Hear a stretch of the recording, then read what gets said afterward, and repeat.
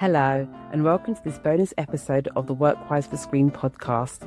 It's part of a growing collection of practical resources and guidance designed for professionals in the screen industries, supported by the BFI awarding National Lottery funding. Through these podcasts, live events, and our online community, we help our screen sector better look after all the people their businesses depend on and stay on safe, legal ground. Our guests share practical ways to improve working conditions and well-being across the industry. I'm Tacita Small, founder of the Small HR Company, supporting HR in the entertainment industry. And I'm Keith Arrowsmith, a creative industries solicitor and programme director for Workwise for Screen.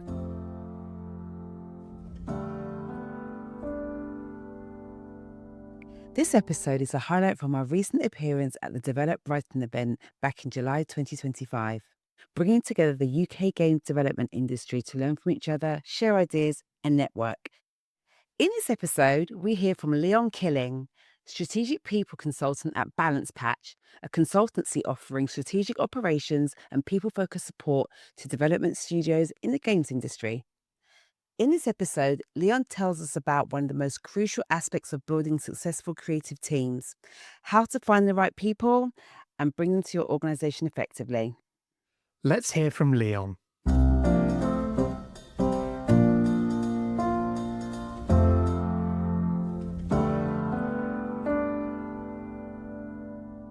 So we often get asked, how do you find the right person for the role?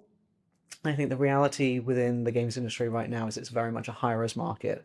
We have a huge amount of talent that's out there right now. It's a difficult landscape because we've been seeing so much of layoffs, so many sort of studio closures, things like that. So we have a tremendous amount of available, experienced, veteran talent that's out there. So employers really do have a kind of proper pick of the crop to get some spectacularly talented individuals to come into their studios.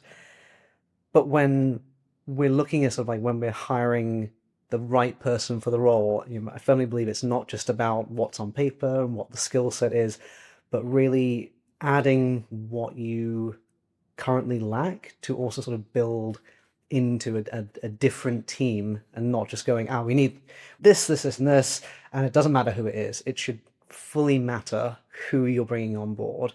My partner is a gardener, and I know nothing about plants, but he knows a lot about plants, and he is designing our back garden right now.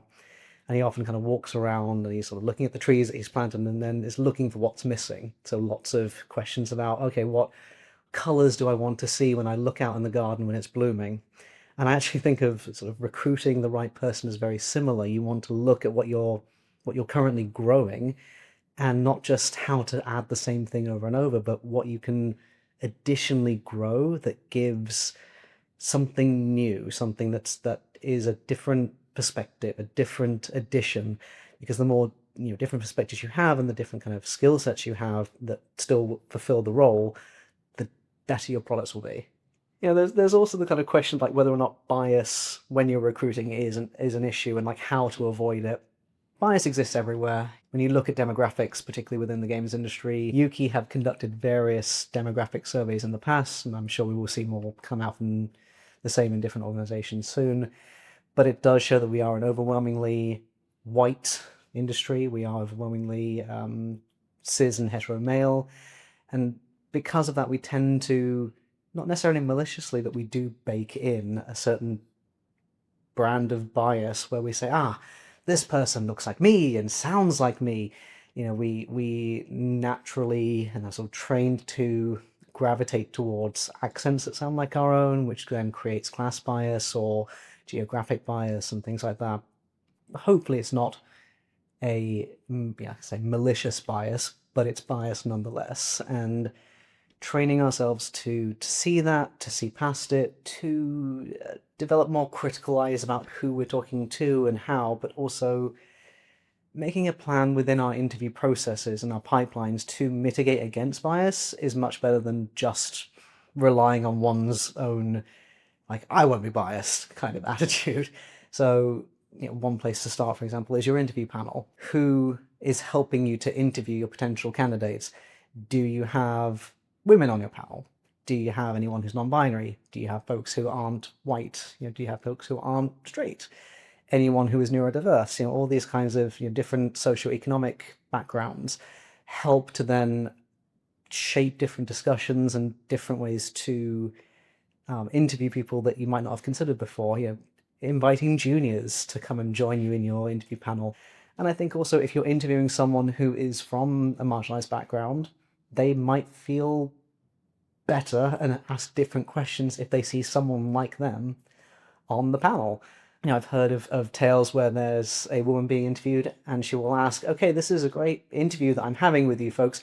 Do you have any women who already work here that I can talk to and get a sense of what your culture is? Because it's still very true that the interview goes both ways, and you don't want to miss out on the right person for the role because they have interviewed you in reverse and gone, I don't see anyone like me here, and I don't want to be the test subject to run this through.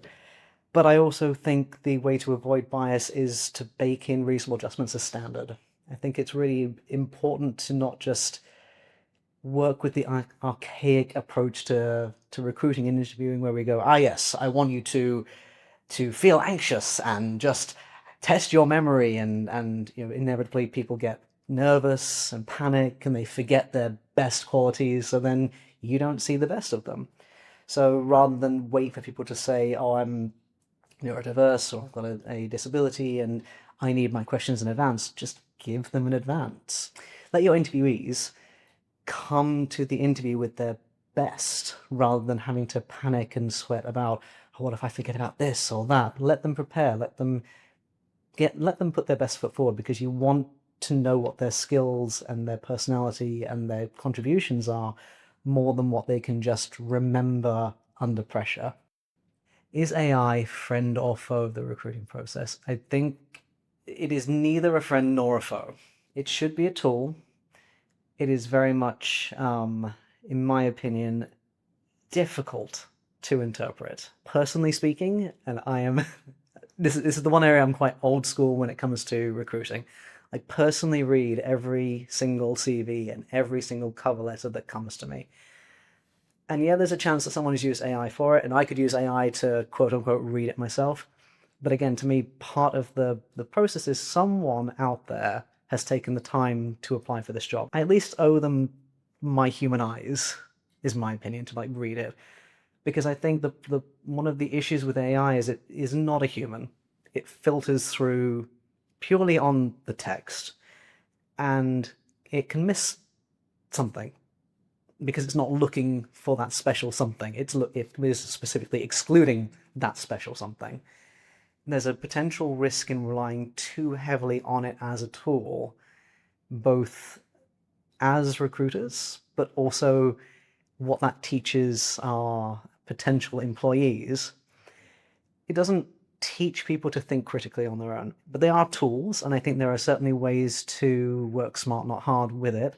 I don't have an answer about what it's going to be yet. I'm probably going to still keep reading CVs and cover letters, even if someone would that's time wasty. But to me, I want to humanly find that special something from someone rather than accidentally get it filtered out somewhere. So what do managers and leaders need to be mindful of when bringing new people into a business?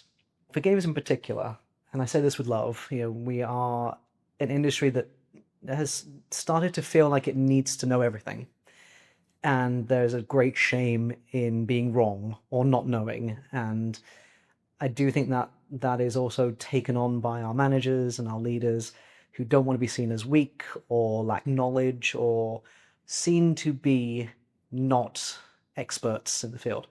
And I think for managers on that sort of day one, doing a kindness to themselves as well by letting go and acknowledging you do not need to know everything. That is why you have a team. It's not possible or healthy or manageable to have specialist skills in all areas. That is why you hire people who do know these things. For leaders and managers, we tend to forget, particularly if we're in the same workplace for many years, we forget what that day one felt like. As something as simple as, well, I know where the bathroom is, I know where the cookies are, I know where the tea is. Someone who's walking in for the first time might not know that. And they might not know that they can go and make themselves a cup of tea. They might not know if there are any, benefits or gym or social spaces or things like that, things that we sort of take for granted when we've been in a space for so long. That new person, think about yourself on the very first day, and you know absolutely nothing. You're walking in for the very first time. What would you want to know? And really take onboarding quite seriously, because it really sucks to be the new person sitting there awkwardly at your desk going, I don't know. I don't know anything. I don't know anyone. Can I go here? Am I allowed here? Will I create some kind of faux pas? So that onboarding process, that sort of first day, first week, first month, first quarter, I would say, even the first year, that's all still the onboarding process. So starting from day one, ideally starting before day one, send them the information ahead of time. Hey, I know you're starting on such and such day. Just thought you might want to know X, Y, Z ahead of time. And you can always ask me any questions, of course, and we'll meet and we'll go through and blah, blah, blah, blah, blah. But I think people sometimes really, managers and leaders really overlook the value of good onboarding. And in this sort of landscape we're in currently with the industry, where we are losing so much talent through the layoffs, through the closures, that day one is also, I think, about building legacy. It's about, okay, I'm bringing this new person in. I want them to be part of this team. I want them to be part of whatever we build, and I want them to be part of that legacy going forward. And that starts day one.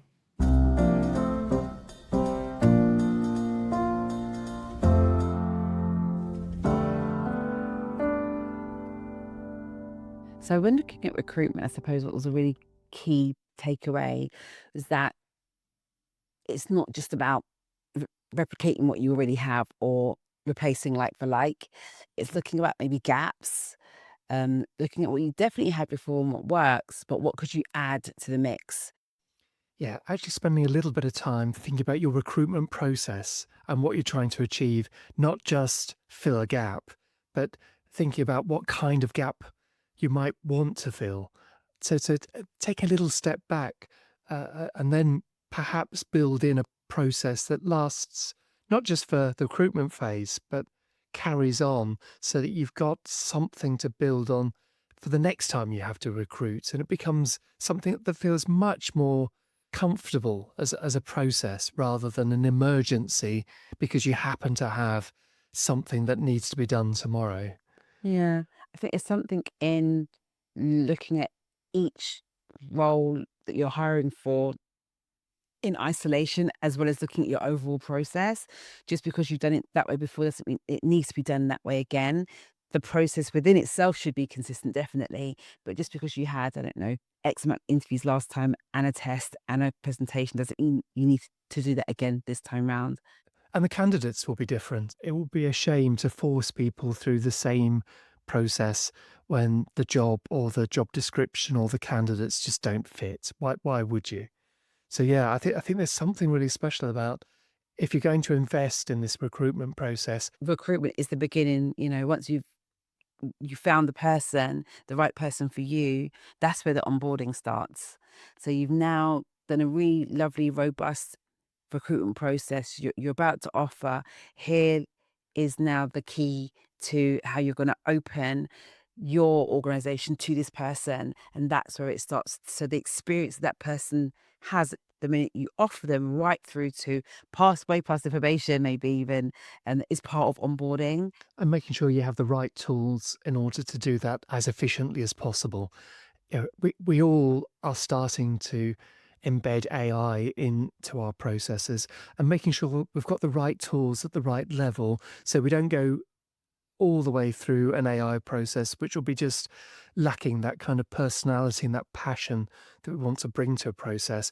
But on the other hand, we use the tools efficiently to make sure that we can support someone in the way that's the most appropriate. So yeah, that kind of sense of don't worry about AI, use it, but understand its limitations. Yeah. I mean, AI in recruitment can be about many things, including what you ask and what you get out for both candidate and for employer. Sense checking, there's so many ways in which you can use AI as part of the process, but AI is not the only thing that you should be paying attention to or the only answer in the room. And using it to enhance can be great, but you still need to watch out because it's going to tell you sometimes what you want to hear.